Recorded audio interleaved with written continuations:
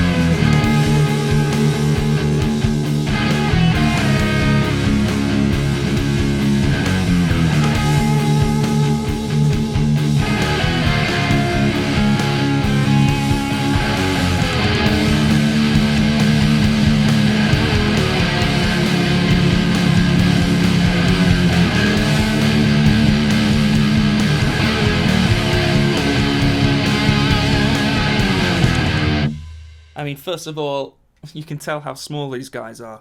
They really fit a lot of power into these little guys. Let's put them down because I'm not holding them like that for the whole video. So, let's start things off from the top. This video is sponsored by Hughes Kettner and they have provided the amps. But I'm going to be completely honest with my thoughts about these things. And, you know, they've not told me to say anything in particular, so we're just going to have some fun, enjoy these little amps together. At 42 Gear Street, I met a few of the guys from Hughes Kettner and tried out their Black Spirit 200, which is sort of the flagship in this whole range of Spirit amps. That amp really impressed me. You get tons of different gain ranges and tones. We also have a load of effects and presets and things like that. It's a big boy. There's a lot of power going on there. And all the power's coming from this little chip here.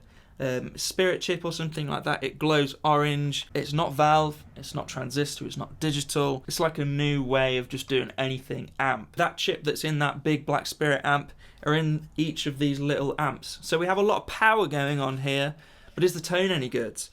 We have three different models. We have the Spirit of Vintage, Spirit of Rock, Spirit of Metal.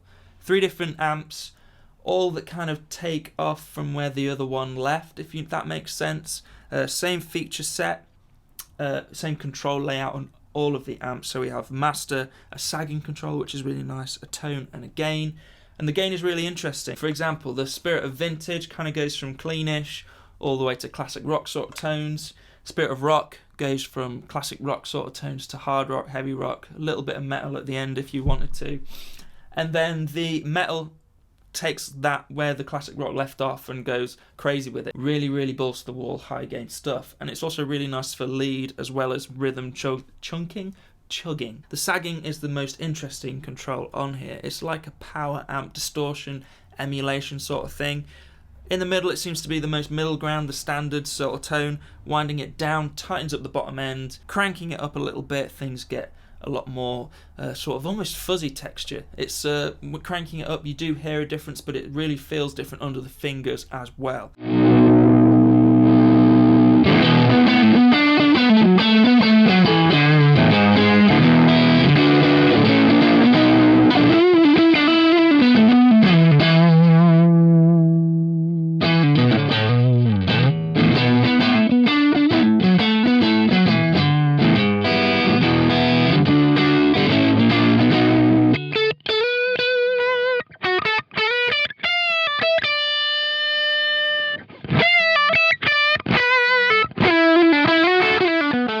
We have a pretty impressive feature set when it comes to lines out, different options for recording and playing.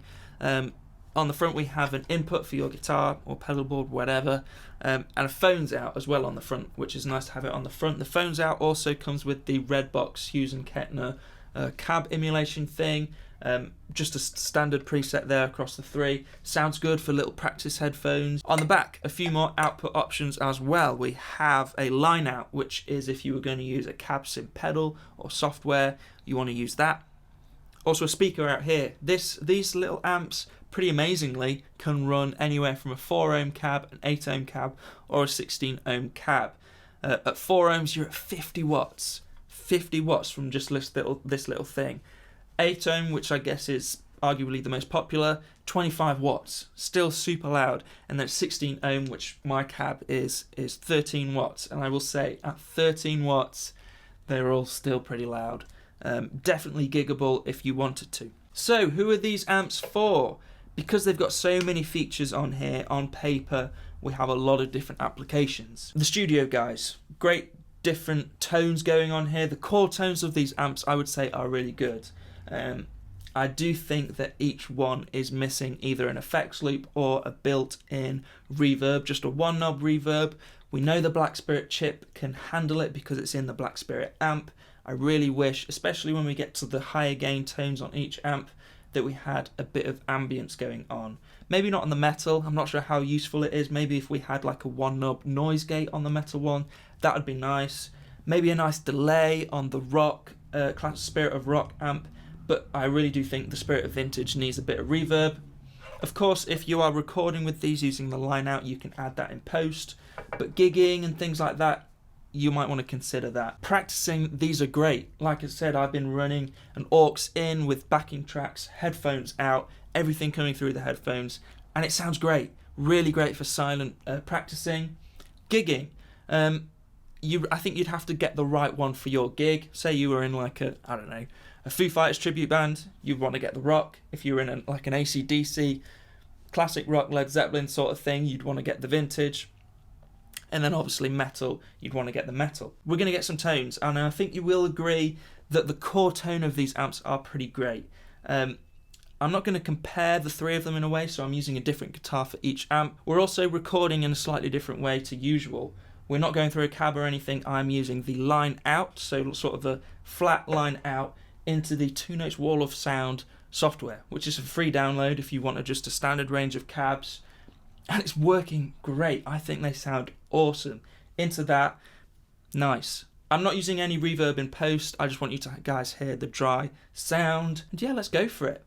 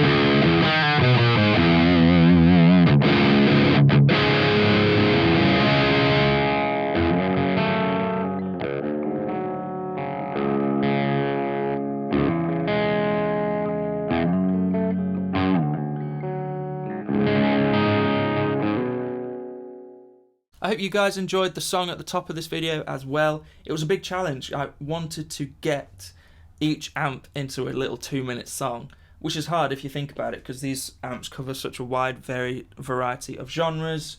The core of the track was with the Spirit of Rock, then with the little lead bit was using the vintage, and then at the end of the big riff was the metal, and I think it worked out pretty nicely. Let me know what you guys think. I think it's probably no surprise that the Spirit of Vintage is my favourite. It's the one that gets the cleanest, therefore you can put your own reverb pedal in front of it or delay in front of it.